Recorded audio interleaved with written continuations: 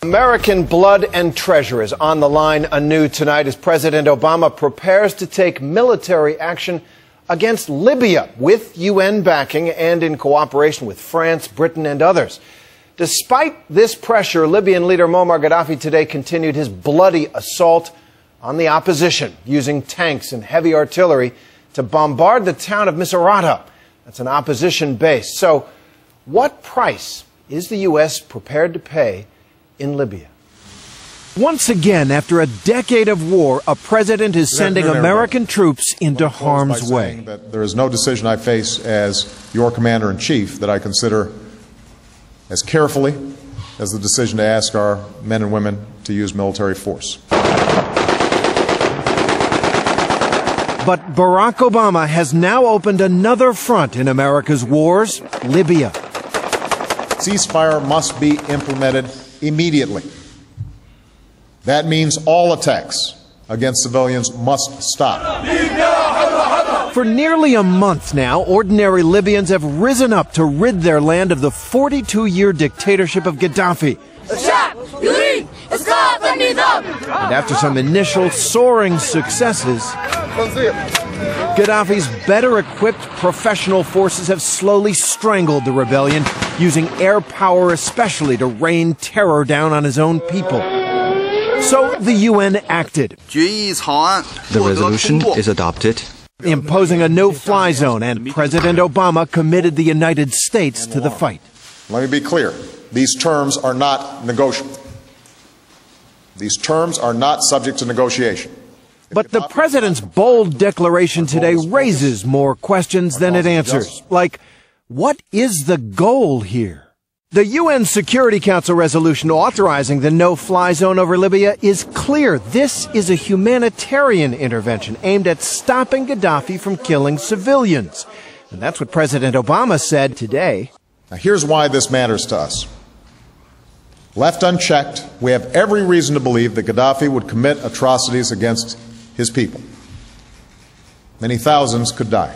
But there's another goal the president has announced previously: regime change, getting rid of Gaddafi. Colonel Gaddafi needs to step down from power and leave. What's the goal of this operation? Is it regime change, get rid of Gaddafi, or is it humanitarian, protect those rebels?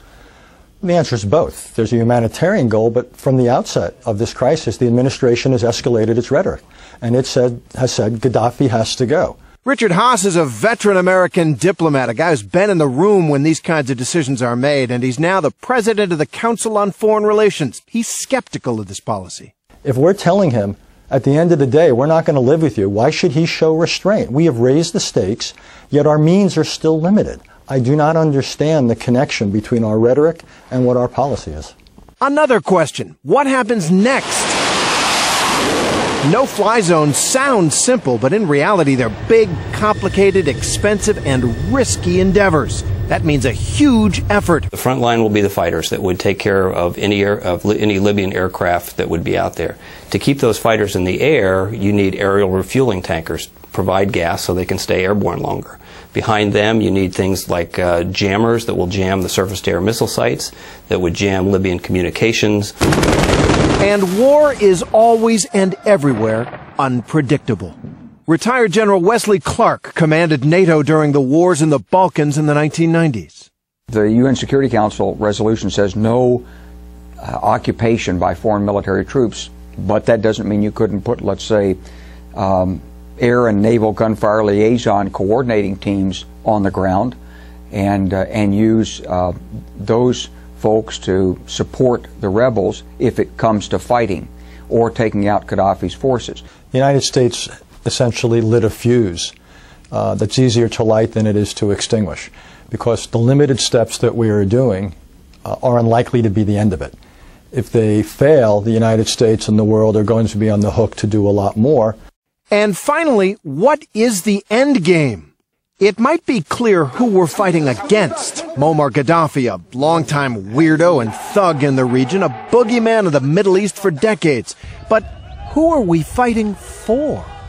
One of the lessons of the last few years of Iraq and Afghanistan ought to be that we've got to be doubly careful about getting involved in these military situations when we are not fully knowledgeable about the situation. Sure, we know we don't like Muammar Gaddafi. On the other hand, are we so sure we like the alternative? Are we really sure that we want to help bring about a Libya that may not be in control of all of its territory, so groups like Al-Qaeda can put down roots? Are we really sure we want to get involved in a military intervention that we quite honestly don't know what happens next? But President Obama and the UN have made a calculation. Better the devil we don't know than the one we do know. Somewhere a week or two ago, the tipping point was passed, and it was clear that Gaddafi wouldn't listen to reason, that this wasn't going to end peacefully, and there wasn't any way that in the aftermath that anyone in the world could feel safe and comfortable dealing with the Gaddafi regime. Tonight in New York, some news. White House counterterrorism advisor John Brennan told reporters that the U.S. is preparing for a possible Gaddafi-directed terrorist attack. Quote, Gaddafi has the penchant to do things of a very concerning nature, Brennan said. We have to anticipate and be prepared.